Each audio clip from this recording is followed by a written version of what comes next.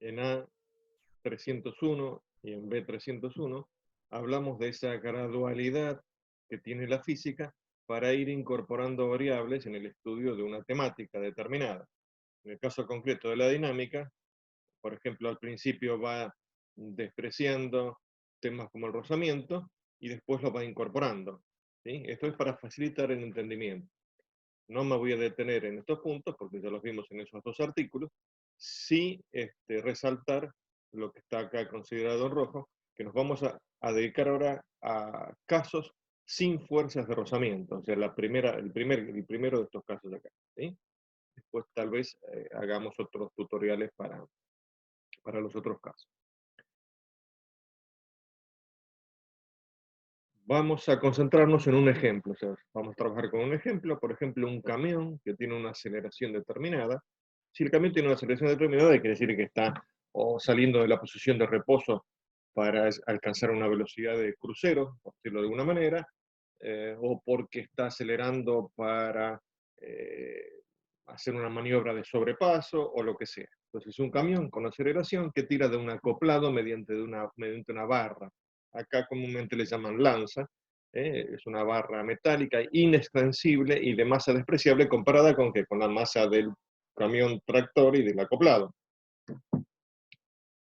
Además, el movimiento se desarrolla sobre una superficie horizontal donde se puede obviar el rozamiento. Obviamente, esto es una situación ideal, el rozamiento existe siempre, pero bueno, todavía no hablamos de rozamiento, entonces en esta primera parte vamos a despreciar.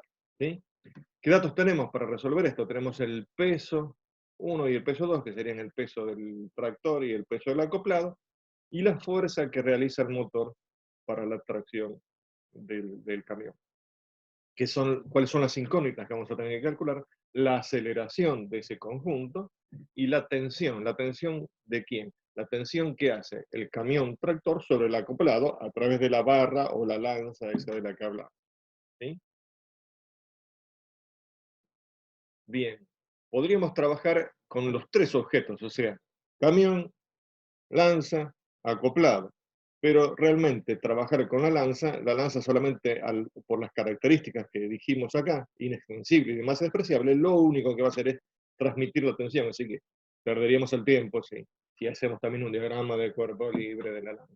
Así que vamos a considerar los otros dos objetos, o sea, el camión tractor y el acoplado.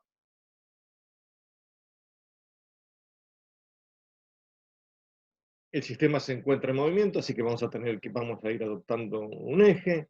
Eh, Hay cosas que son obvias, pero las tenemos que decir. Por ejemplo, que el tractor y el acoplado tienen la misma aceleración.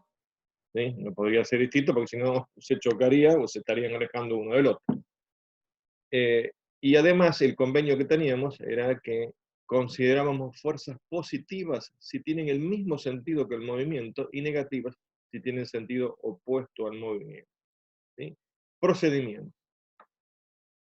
De la misma manera que trabajamos en cinemática, ¿qué hacíamos? O sea, nos interesaba el resultado, pero también nos interesa el procedimiento. ¿Sí? ¿Para qué? Para no perdernos, para hacer siempre el mismo procedimiento, para tener un método de trabajo. ¿Sí? Bien, acá vamos a trabajar de la misma manera. Ese procedimiento, para estos casos, sin rozamiento, tiene una serie de pasos. Los pasos los vamos a indicar acá en verde, o sea que si ustedes en algún momento quieren ir anotándolos o ir haciéndose su propio apunte, van poniéndole pausa al video y van trabajando con las diapositivas que son las que estamos mostrando acá. Como siempre, lo primero será una lectura, generalmente una lectura rápida para entender la situación, o sea, para entender de qué se trata. Después adoptar un sistema de ejes para cada uno de los objetos involucrados, que dijimos que van a ser dos esos objetos, no tres, dos. En el caso nuestro, en nuestro ejemplo. Y después considerar los objetos como puntuales. ¿Qué dice como puntuales? Que vamos a considerar que toda la masa está concentrada en un punto, que es lo que llamamos el centro de masa. Acá tenemos entonces un pequeño esquema, tenemos un camión con el acoplado, una aceleración, dijimos que los dos están sometidos a la misma aceleración, y adoptamos un sistema de ejes para cada uno de ellos. ¿Sí? Muy bien. y reemplazamos acá lo que sería el acoplado por una masa puntual, y reemplazamos lo que sería el camión tractor por una masa puntual. Después dibujamos el diagrama de cuerpo libre de cada objeto. Acá vale la siguiente aclaración. Si nos olvidamos alguna fuerza, alpiste. Si ponemos alguna fuerza de más, alpiste. Si nos equivocamos en algún sentido de la fuerza, alpiste. ¿Qué quiere decir esto? Que no tenemos margen de error.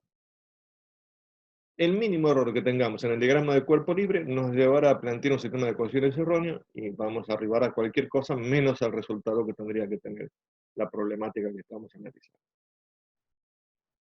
Bien, acá nos concentramos entonces, ya tenemos adoptado, de la lámina anterior ya tenemos adoptado el sistema de ejes, vamos a poner ahora todas las fuerzas que intervienen, todas las fuerzas, sin considerar rozamiento. O sea, estamos en la etapa primera, donde no consideramos el rozamiento, ¿sí?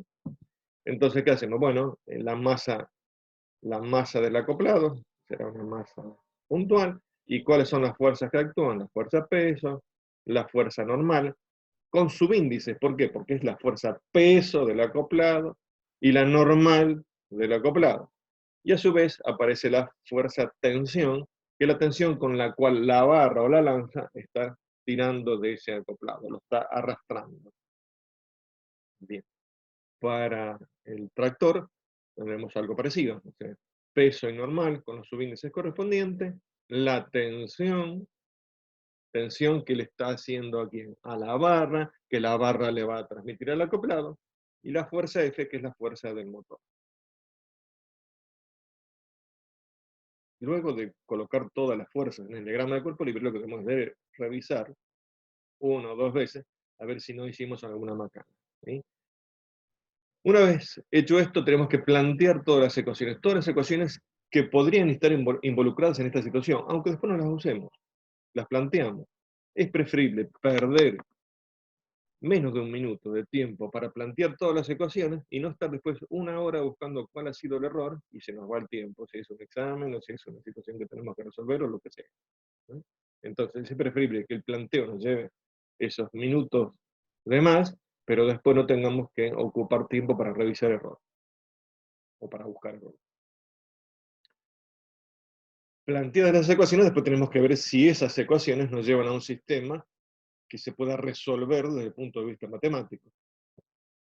Bien, nos vamos a concentrar ahora en este paso, ¿no? Plantear todas las ecuaciones. Estamos ahí ahora, dentro de ese paso.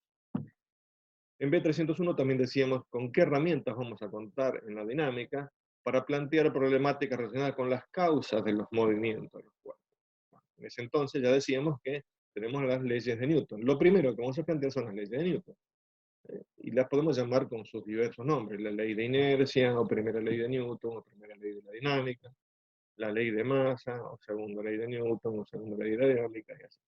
Entonces, lo primero que planteamos que es las leyes de Newton para cada uno de los ejes de coordenadas, o sea, tanto para el eje X como para el eje Y.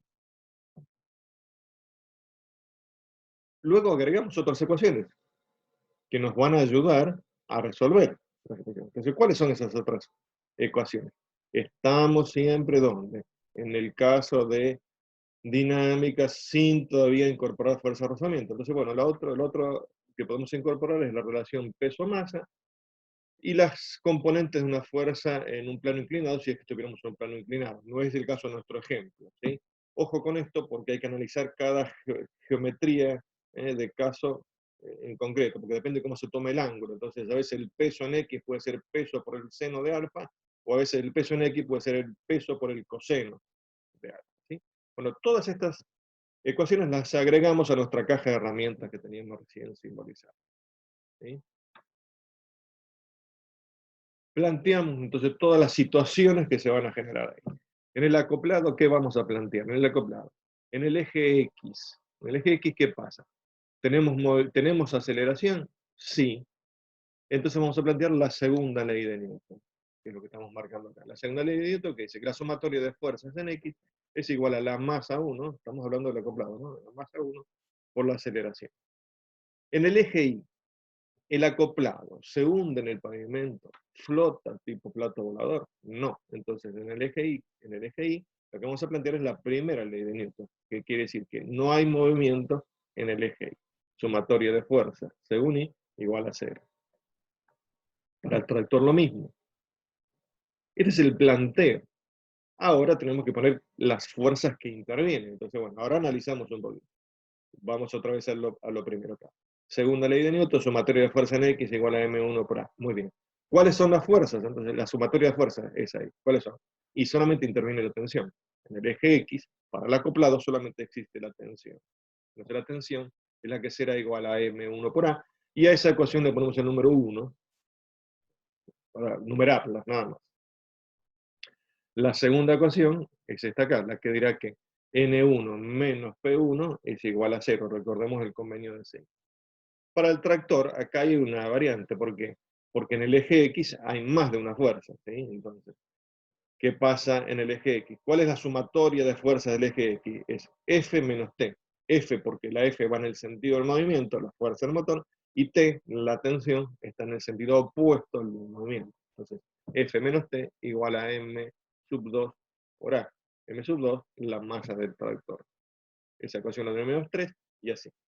Agregamos por último la ecuación 5 y la 6, que es la relación peso y masa para cada uno de los objetos que estamos estudiando, tanto para el acoplado como para el tractor.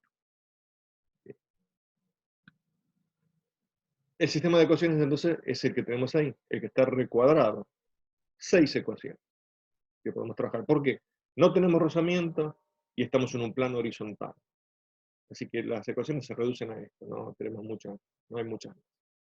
Muy bien. Conjunto de 6 ecuaciones para intentar resolver el problema. No sabemos si vamos a poder resolverlo. Dependerá de los datos que tengamos y de las incógnitas. ¿Sí? Bien, entonces marcamos datos incógnitas. Las incógnitas las vamos a marcar con un círculo rojo, como para que sea de un pantallazo, de un vistazo, podamos darle un poco. Y después vamos a analizar esas expresiones. ¿Sí? ¿Qué vamos a analizar? Y porque a lo mejor de las 6 no usamos todas, no nos interesan todas para cumplir con las consignas del ejercicio. ¿Bien? Entonces veremos con cuáles vamos a usar y si vamos a arribar a una solución.